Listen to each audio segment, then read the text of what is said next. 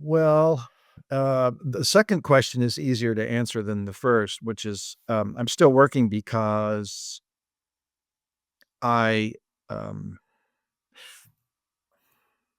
I feel that God is still calling me to use all of these experiences that I've had in a way. This is about my deep gladness and the world's deep hunger. I don't want to sound like hugely philosophical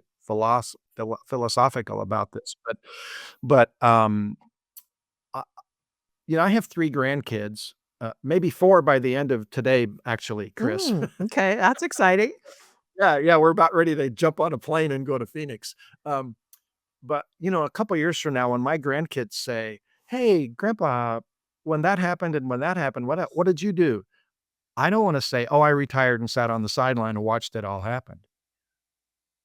I wanna say, "Oh, I was in a position because of experience or relationships or faith or resources to, like," and sometimes it's not even work. It's like, going and having coffee with a person, twice a month and listening to them and giving them business advice or leadership advice or asking them hard questions. So, I've been put in a position where, um, I mentioned my friend Dennis Gorski, he said, "Brian," he goes, "I don't know that you know all that much." Jokingly, he said, "But you know a lot of people." And so your ability to have influence into those business and nonprofit leaders is really needed. Somewhere between, I don't know the exact stats, I've read some different research, between 65 and 75% of all nonprofit leaders will retire in the next 5 to 7 Oh years. my lord.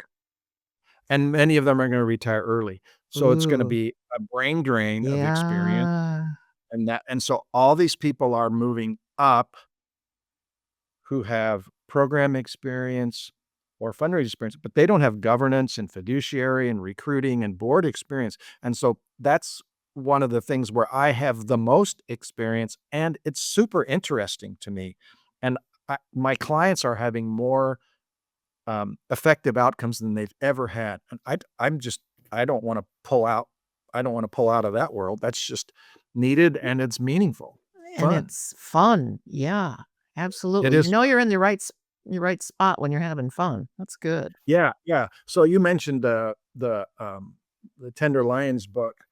This is the next one. It's called Igniting the Powder Keg, and it's about how to help your nonprofit board be more greatly engaged.